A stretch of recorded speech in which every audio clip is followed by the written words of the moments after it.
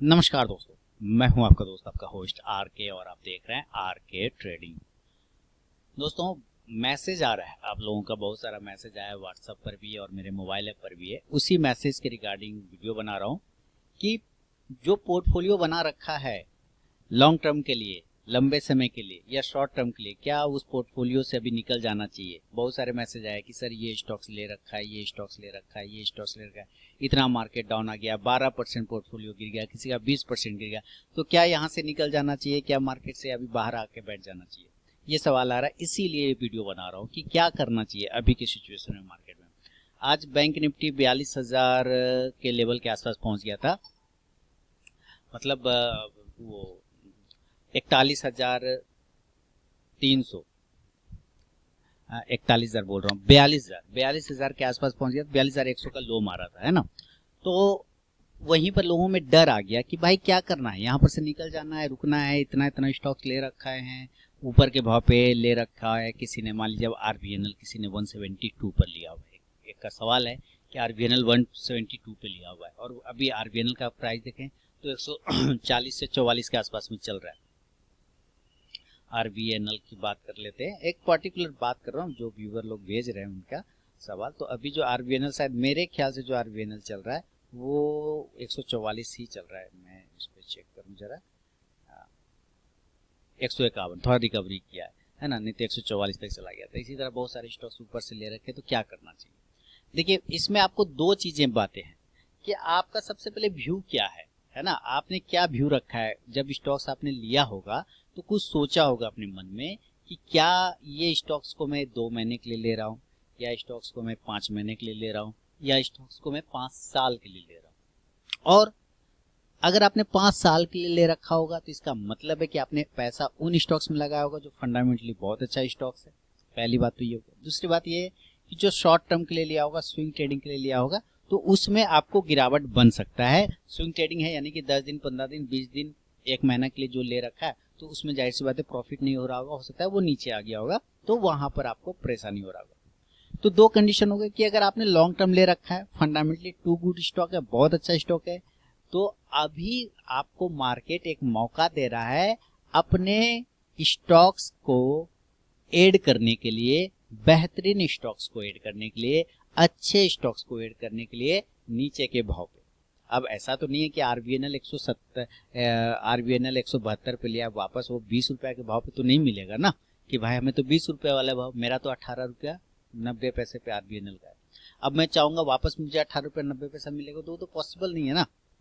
बस अब आप ये एक सोच लीजिए कि आपका वो स्टॉक का फंडामेंटली बहुत अच्छा स्टॉक है, तब आपको अगर उसमें 20-30% का गिरावट बनता है तो पोजीशन को ऐड करना चाहिए।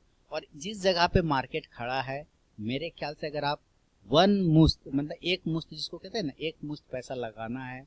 मैं देखिए, ये मैं अपना व्यू बता रहा हूँ, इसको आप अगर एग्जीक्यूट करते हैं तो आप अपना भी रिसर्च कर लें, अपने भी फाइनेंशियल एडवाइजर से सलाह मशवरा कर लें। अगर आप एक मुश्त पैसा लगाना चाहते हैं तो ये सही समय है मार्केट में अपने टोटल अमाउंट को 2 से 3 पार्ट में डिवाइड करने का।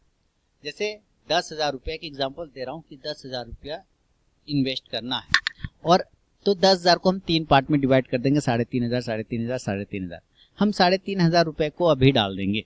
हालांकि डालना तो था थोड़ा और ऊपर के जब गिर जाता तब भी, लेकिन अभी भी है जब हम एक पार्ट को डाल देंगे। अगर यहाँ से और नीचे चला जाता है तो सेकेंड पार्ट डालेंगे, और नीचे चला गया तो थर्ड पार्ट डाल देंगे। लेकिन अगर एक पार्ट यहाँ पे डाले और ऊपर बाउंस हो गया, तो फिर हम ऊपर ब्रेकआउट के भाव पर जहां पर से रिवर्सल मिलेगा वहां डालेंगे, नहीं वहां ऊपर ऐड करेंगे।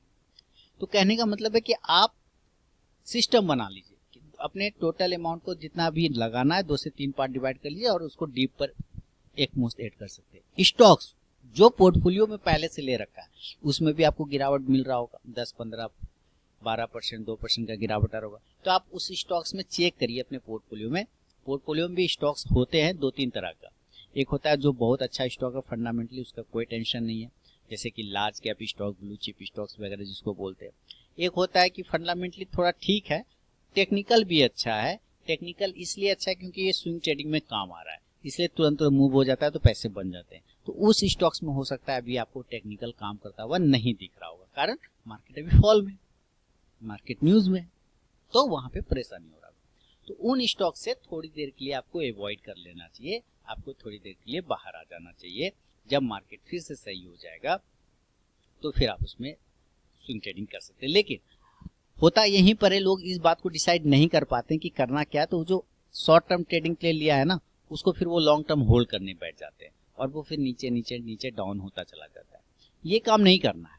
आपको ये सोचना है कि इस स्टॉक्स को मैंने किस पर्पज, मैंने हमेशा कहा कि आपको हमेशा 2 पोर्टफोलियो 3 पोर्टफोलियो रखना है, 2-3 अकाउंट। कहने का मतलब एक में लॉन्ग टर्म स्टॉक, उसको टच ही नहीं करना, उसमें तो मौका ढूंढना है कि गिरेगा मार्केट तो और ऐड करेंगे। दूसरा स्विंग ट्रेडिंग के लिए, इसमें स्विंग ट्रेडिंग किया 10-15 दिन 20 दिन वाला, खेल खत्म। तीसरा इंट्राडे का शौकीन आदमी जो इंट्राडे करते हैं, उसका इंट्राडे का एक अलग से अकाउंट, उसमें सिर्फ इंट्राडे करेंगे, उसको डेली और वीकली से कोई मतलब नहीं, डेली का वीकली मंथली से कोई मतलब नहीं, डेली का डेली निपटा दिया, है ना।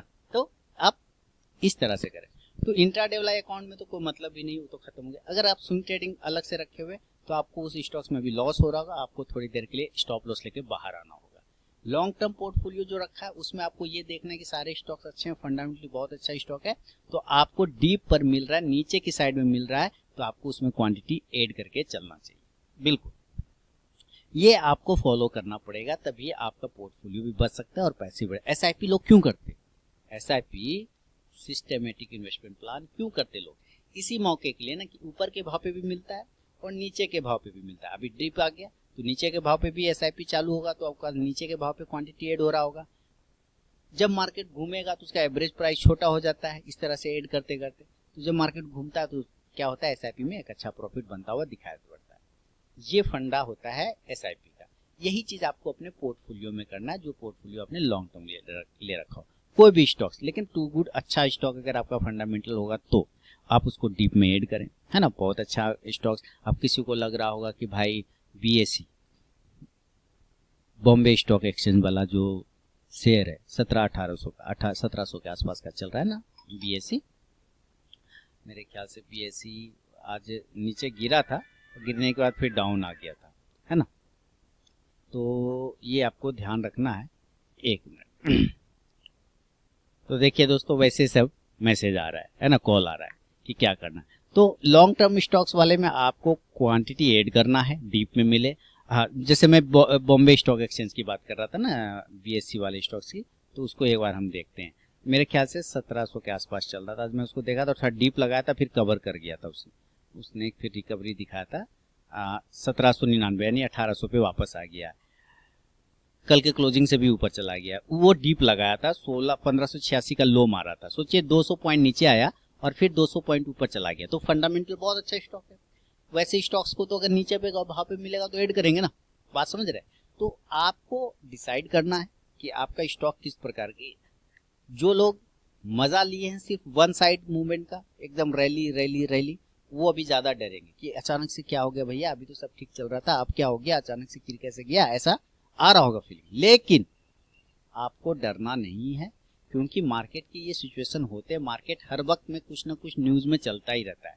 अभी इजराइल हमास है, उसके पहले रूस यूक्रेन था, कल दिन इंडिया चाइना हो जाएगा, इंडिया पाकिस्तान हो जाएगा, कुछ भी वो चलता रहेगा, फेड हो जाएगा। लेकिन इसी सब के बीच में हम लोगों को सर्वाइव भी करना है। ये भी इंपॉर्टेंट है कि हम लोग को सर्वाइव भी इसी सब नॉइस के बीच में करना है। तो कहाँ बच के जाएंगे, नहीं बच के जाएंगे। इसीलिए पोजीशन को हेज करने के लिए भी कहा जाता है कि आप अपने पोजीशन को हेज करके चले, पोर्टफोलियो को हेज करके चले। गिरावट आता है तो आपका वो मैनेज हो जाएगा, लेकिन हेज नहीं करते हैं तो कोई बात नहीं। अगर अच्छा स्टॉक है तो उसको डीप पर नीचे में ऐड करें। जब आप मॉल में जाते हैं तो कब जाते हैं मॉल में, जब सेल लगता है ना, कि एक शर्ट के भाव पर 2 शर्ट मिल जाएगा, बाय 1 गेट 1 हो जाएगा ना, एक ही भाव पर 2 शर्ट मिल जाएंगे, क्योंकि सेल लगा, रेट कम हो गया है। तो अभी स्टॉक मार्केट में सेल लगा है, तो अभी क्या करेंगे, बेच के भागेंगे नहीं ना, और खरीदेंगे ना, और खरीदेंगे, अच्छा स्टॉक्स को खरीदेंगे, है ना। तो इसको कॉमन सेंस से सोचना है, होम साइंस से सोचना है कि आप नॉर्मल लाइफ में क्या करते। देखिए फिर कॉल आ रहा है। तो ये सब सिचुएशन है ना। तो अभी मैंने आपको क्या कहा कि अब जो नॉर्मल लाइफ में आप करते हैं कि हमें मार्केट तब जाना है जब रेट गिरा रहेगा, कम पैसा में ज्यादा सामान मिल जाएगा, या एक सामान के भाव में 2 सामान मिल जाएगा। तो वो मौका अभी आपको स्टॉक मार्केट दे रहा है कि सेल लगा हुआ है, आओ और अपना माल उठाओ, कम भाव पे मिल जाएगा। लेकिन यहाँ पे लोग उल्टा करते हैं, बेच बेच के भाग जाते हैं, ये गलत है। इसीलिए स्टॉक मार्केट बदनाम है। यहाँ गिरावट में लोग बेच के भाग जाते हैं। ऐसा नहीं करना है, आपको गिरावट में अच्छे स्टॉक्स को एक्यूमुलेट करना है, उसको खरीदना है, उसको ऐड करना है, ताकि आपको लॉन्ग टर्म में वो अच्छा पैसा बना के दे सके। स्विंग ट्रेडिंग के लिए जो रखा होगा स्टॉक आपने, उसमें आपको लॉस होगा, उसमें प्रॉपर स्टॉप लॉस लेके आप निकल जाइए, उसका भी आप कुछ नहीं कर सकते। पोजीशन कन्वर्ट करना अगर आता है, सेल साइड में बैठना आता है, तो ऐसे स्टॉक्स को ढूंढिए जिसमें सेलिंग प्रेशर है, जिसमें नीचे के भाव जा सकता है, तो वहां पे आप सेल करके स्विंग ट्रेडिंग कर सकते हैं। ऑप्शन तो आपके पास है ना, चीजें हैं, आपको एग्जीक्यूट करना आना चाहिए।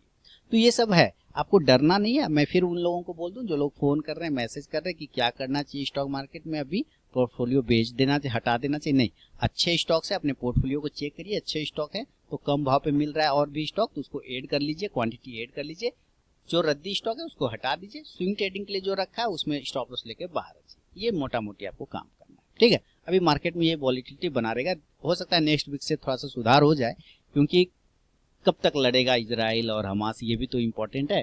कब तक क्रूड वगैरह का लोचा होगा, ये भी इशू है। गोल्ड का रेट चढ़ा है, ये थोड़ा सा है कि अभी फेस्टिव सीजन है, दिवाली है, इसकी वजह से गोल्ड का रेट बढ़ गया, उसके वजह से भी इम्पैक्ट पड़ता है। तो ये सब चीजें बना रहेगा, लेकिन नेक्स्ट वीक से उम्मीद है कि मार्केट में सुधार हो सकता है, ठीक है। चलिए, बहुत बहुत धन्यवाद दोस्तों।